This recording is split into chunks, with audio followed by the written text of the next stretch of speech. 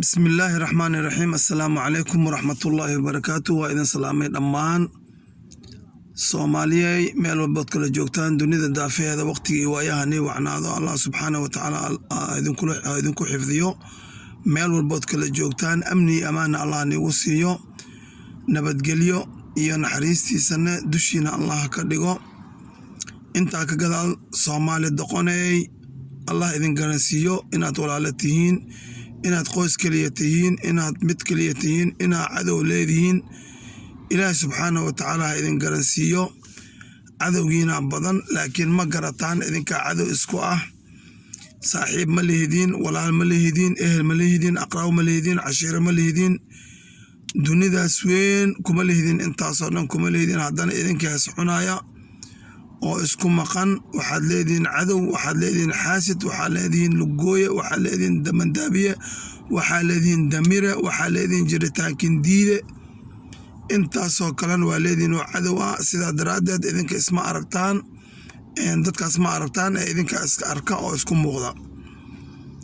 nasiib xumada ku dhacday Soomaaliya waxaa ka mid ah markii la arkay inay yihiin dad isku diina isku dhaqana isku walaalo ah isku dhogor ah isku dam ah isku caado ah wax walba isku ah ayaa waxaa la yiri tallaqnay kuwaan sidee baanu yeelnaa Soomaali oo haddana weliba fikirka haddana ka firfircoon ummadaha kale adduunyada Ilaahay ku abuuray ee anagana la dhogorta ah ee la yiraahdo Afrikaanka markaas ayaa waxaa go'aan lagu gaaray in Soomaaliya la soo bilaabo gardaamadeeda 1884 markii la yiri ma arki karno mana maqli karno dhulweynahan ay ku nool yihiin dad isku diina isku isir ah isku fasal ah isku luqad ah isku dhaqan ah isku af wax walba waaxid ka ah inay dhulka intaan la ekeystaan badda Afrika ugu dheernaystaan suuragal ma waa inaan kala googoona oo kala qaybinaa Berlin 1884 Jarmalka waxaa lagu kala qaybsaday dowladnimadii marka Afrika lagu qaybsanayay waxaa muhiimada ka mid ah targetka saarnaa in lagu kala qaybiyo Soomaaliya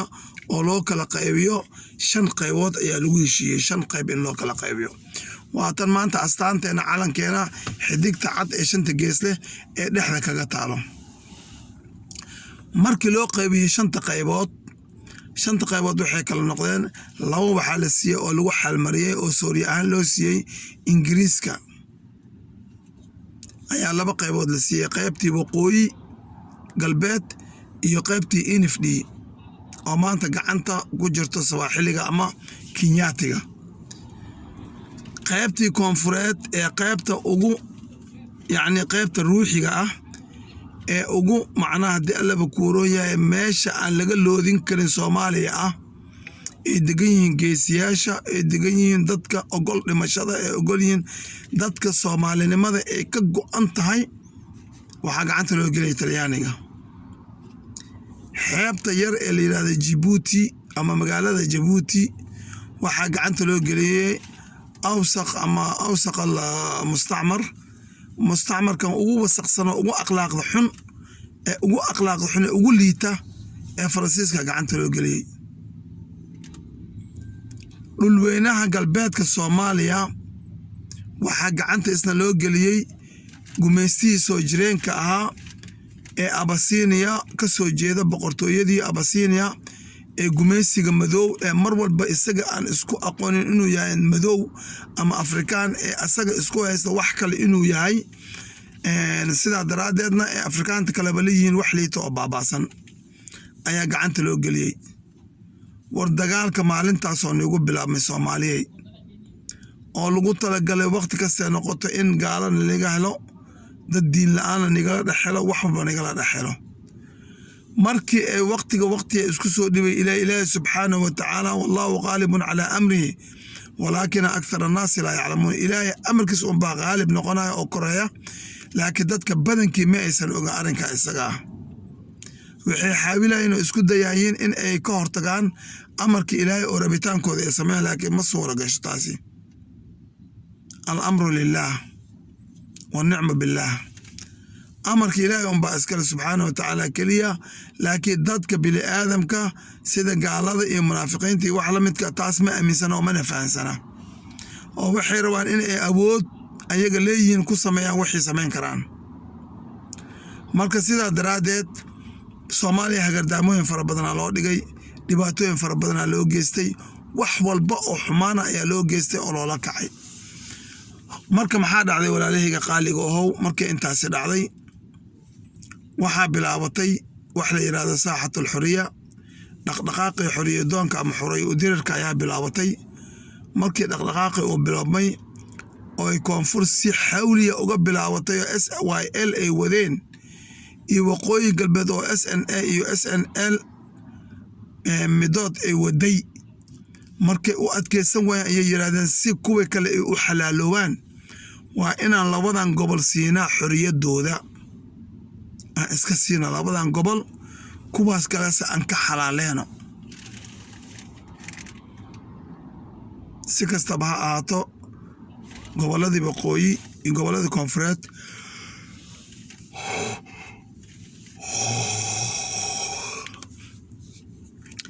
xorriyadoodii ay qaateen, wayna isku biireen oo midoobeen, waxay noqdeen jamhuuriyadda dimuqraadiga Soomaaliya. ilaaha mahadaas iskale, rabbi amarkiisa ku ahaatay. marka intaa ka gadaal wax gaale ama laga helay Soomaaliya marka 100 sano lagu meysanayo waa maya. hadda dadkan aan gaale laga helaynin oon diintoodan la bedeli karin, kooda reer baadiya iyo kooda reer magaalkan isku hal yahay, maxaanu ku sameynaa marka? baaritaanka bacdi waxaan ku samayn karnaa oon kaga guuleysan karnaa, waxay u samaysan yihiin qabiil. reer qurac waxay necab yihiin reer qansax, reer qansax waxay necab yihiin reer geedi waxay necab yihiin reer caleen waxay necab yihiin reer xidid. saasaa la yiri marka laba aan isku tusnaa la yiri. ha ugu badnaadeen, ha ugu horeeyeen reer qansax iyo reer qurac, madaxa la isku geliyaa la yiri. inta kale ayagaa marka kala qaybsami dooneen. dabcan fikirkoodii ay kaas way ku guuleysteen, maxaa yeelay rag waaweyn oo siyaasiyiin oo Soomaaliya ayaa arkaysa inta meel soo fariisto oo wareysi la yeelanayo oo dhaca qabiilka iyo siyaasadda way isku dhex jirtaa, oo qabiilka waa siyaasadda, siyaasaddan waa qabiilka, oo weliba wariye inta weydiiyay hadda aniga maxaan ahay, aniga yaan u fadhiyaa kursi oo yaan ahay. heerkana la gaarsiiyey bal fiir foolxumadiis, heerkana la gaarsiiyey bal fiir foolxumadiis walaalkayga qaaliga ahow. marka tii iyada way ku guuleysteen, waatan qabiil inoo kala qaybiyeen ee qalbigeena ugu shubeen, oo nin walba maanta markaas aragtay ninka Soomaaliga ah anagoo kale hadda dibad jooga ama dibadda ku nool, markaa nin Soomaali baabuurka noo soo fuulo oon ku shaqeyno taksiga ah, kow waxaan iswarsanayno iska bilaabana markaan isbareedino oo iswareysano, kabacdi waxaa ku soo xigaya reer qofkii xishooda way labadeena midkeen markuu bilaabayo asagoo xishoonaya weli waxaan leenahay reer intee tahay, macnaha ma reer gobol tahay mise reer xamar, reer muqdisho. maxaa la baarayaa intaas? qabiilkiisa. ilaa qofka kale qabiilkiisa oo ogaada qalbigiisa madmuun maaha, murtaax maaha, laazim inuu ogaado jecel yahay. ama markaas kaftan ha iskaftameen, isfaaforjeen ama ha isdaafeen. marka sidaa daraaddeed walaalahayga qaaliga ahow, Soomaaliya meeshii la rabay ayaa la geeyey. maxaa yeelay maanta waddankeena wuxuu ku jiraa qalqal siyaasadeed, wuxuu ku jiraa qalqal jahawareer siyaasadeed la geliyey oo la rabo in lagu jahawareeriyo hogaamiyaheena ruuxiga ah, madaxweynaha qaranka Soomaaliyeed, aabihii ummadda, madaxweyne Maxamed Cabdullaahi Maxamed Farmaajo iyo inta la shaqeysa dowladdiisa wanaagga jecel ayaa rabaa in lagu qalqalgeliyo, taasoo naloo soo adeegsaday oo la yiri si kale waxaa looga qaadi waayay ninkan madaxa adaga meesha fadhiya iyo dadka la shaqeeya ee uu tashkiiliyey ee aan u adeegsano ra'iisul wasaarihii waddanka. markaasaana loo soo adeegsaday oo lasoo dhexgalay ra'iisul wasaarihii jamhuuriyadda federaalka Soomaaliya injineer Roble ayaana loo soo dhexgalay. waa kan midig iyo bidix midna diidan inuu u socdo. bismillah. waa kan injineerka ama ra'iisul wasaaraheena diidan war hore u soco maya gadaal u soco maya midig bidix maya war xaggee rabtaa ma yaqaano wuu yaqaanaa laakiin ma aqaano hayo sheekada marka waxaa loogu talagalay jahwareer siyaasadeed ayaa la yiraahdaa waxaa la rabaa in kaambeenka madaxweyne maxamed cabdullaahi maxamed farmaajo oo quluubta shacabka Soomaaliyeed kasbaday oo shucuubta ciidamada qalabka sida ee kala duwan ee Soomaaliyeed qabsaday ee shucuubta shaqaale weynaha rayidka ee Soomaaliyeed ee dawladda u shaqeeya quluubtooda qabsaday ee quluubta odaya dhaqameedyada Soomaaliyeed ee xalaasha ee qabsaday ee quluubta aqoon-yahanada qabsaday ee quluubta culamaa u diinka Soomaaliyeed ee xaq ka hadla qabsaday ayaa la yiri sideen macnaha jahwareer siyaasadeed ugu ridnaa kaambeenkiisa waaye maxamed cabdullaahi maxamed farmaajo xafidahullahu tacaala oo soo taagan anaga kama guuleysan karno lamana tartami karno waxa way 45 nagu dhaafaya marka sidaa daraadeed sidee qalqal siyaasadeed wadanka looga abuuraa si jahwareer oo u galo ololihiisa doorashada ama kaambeenkiisa wax kale loo socdo ma laha marka waxaanu leenahay ra'iisul wasaare waxaanu ku leenahay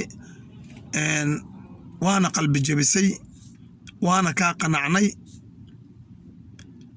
toobaanu leenahay mar dambe in aan macnaha adiga hadal aad tiri aan anaga macnaha sadaqno ama aan rumeeno waxaa tahay ra'iisul wasaaraheena inta aad kursigaas ku fadhisid haddii aadan iska casilin ama aadan ka cararin ama laga casilin inta aad kursigaas ku fadhisid waxaa tahay ra'iisul wasaaraheena laakiin waa ka qanacnay khalaas kafaaya intaan ka badan ma xamili karno wax aan ka maqli karno ama aan ka dhageysan karno ama aan isleenahay hataa wax yar oo qiil ugu raadiya way dhamaatay waxaan soo taawanay derbiga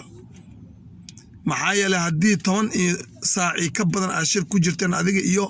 madaxweynaha jamhuuriyadda federaalka Soomaaliyeed madaxweyne maxamed cabdullaahi maxamed farmaajo xafidahullahu tacaala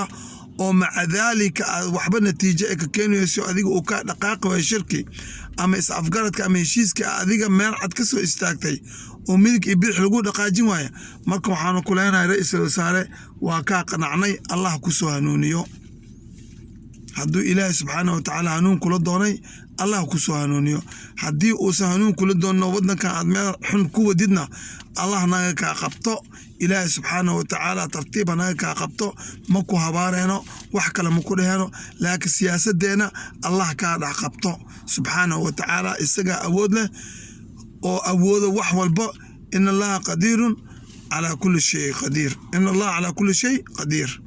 ilaahay isaga wax walba qadaro oo na awooda asaga qadiir asagana qaadir marka rabbigaas isaga subxaanahu wa tacaala tartiib iyadoo waxna dhicin